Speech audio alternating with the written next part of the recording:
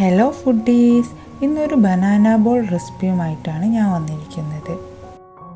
ഇതുണ്ടാക്കാനായി നന്നായിട്ട് പഴുത്ത 2 റോബസ്റ്റ പഴമാണ് ഞാൻ എടുത്തിരിക്കുന്നത്.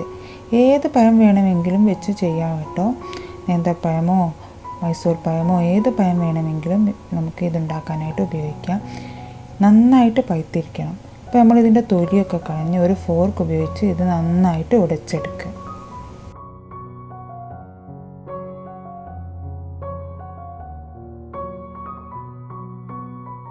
ഞാനിതിവിടെ നന്നായിട്ട് ഉടച്ചെടുത്തിട്ടുണ്ട്. ഇനി ഇതിലോട്ട് ഒരു 3 ടേബിൾ സ്പൂൺ പഞ്ചസാര ചേർത്ത് കൊടുക്കാം.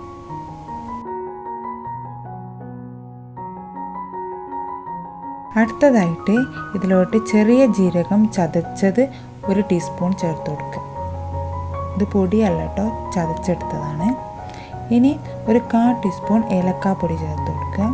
ഇതിലോട്ട് ഒരു 1/4 ടീസ്പൂൺ ബേക്കിംഗ് സോഡ കൂടി ചേർത്ത് കൊടുക്കുക. ബേക്കിംഗ് പൗഡർ അല്ല കേട്ടോ, ബേക്കിംഗ് സോഡാ പൊടിയാണ് ചേർത്ത് കൊടുക്കുന്നത്.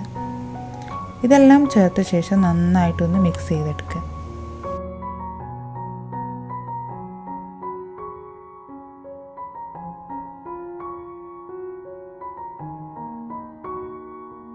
ഇതിലോട്ട് 1 ടീസ്പൂൺ കരിഞ്ജീരകം ചേർത്ത് കൊടുക്കുക. അത് നിങ്ങളുടെ കയ്യിലുണ്ടെങ്കിൽ മാത്രം ചേർത്തെടുത്താൽ മതി.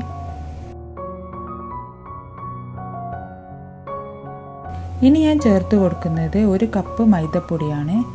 ഗോതമ്പ് പൊടിയും നമുക്കിതിന് ഉപയോഗിക്കാം. ഞാനിവിടെ മൈദപ്പൊടിയാണ് എടുത്തിരിക്കുന്നത്. മൈദപ്പൊടി കൂടി ചേർത്തിട്ട് നന്നായിട്ട് ഇളക്കി മിക്സ് ചെയ്ത് കട്ട പിടിക്കാതെ നല്ലൊരു ബാറ്റർ ഉണ്ടാക്കിയെടുക്കുക. അധികം ടൈറ്റായിട്ട് തിക്ക് ബാറ്ററായിട്ടാണ് ഇരിക്കുന്നതെങ്കിൽ കുറച്ച് പാലൊഴിച്ച് കൊടുക്കാവുന്നതാണ്. നമ്മുടെ ബാറ്റർ ഇവിടെ റെഡി ആയിട്ടുണ്ട്. ഇനി ഇതൊരു 30 മിനിറ്റ് റെസ്റ്റ് ചെയ്യാൻ വേണ്ടി വെക്കാം.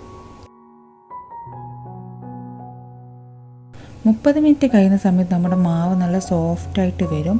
30 മിനിറ്റിന് ശേഷം നമുക്ക് തിളച്ച എണ്ണയിലിട്ട് നന്നായിട്ട് വറുത്തെടുക്കാം. എണ്ണ നന്നായിട്ട് ചൂടായിട്ട് വരുന്ന സമയത്ത് നമുക്കിത് പൊരിച്ചെടുക്കാം. ഇതുപോലെ എണ്ണയിലോട്ട് ഇട്ട് കൊടുക്കുക. നമ്മുടെ തീ എപ്പോഴും മീഡിയം ടു ലോ ഫ്ലെയിം ആയിട്ടിരിക്കാൻ വേണ്ടി ശ്രദ്ധിക്കുക.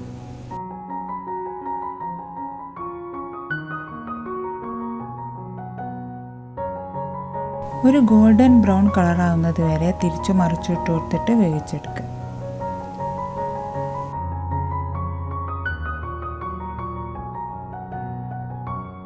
എല്ലാ വശവും ഒരേപോലെ ഗോൾഡൻ ബ്രൗൺ കളറാവുന്ന സമയത്ത് നമുക്ക് എണ്ണയിൽ നിന്ന് മാറ്റാം.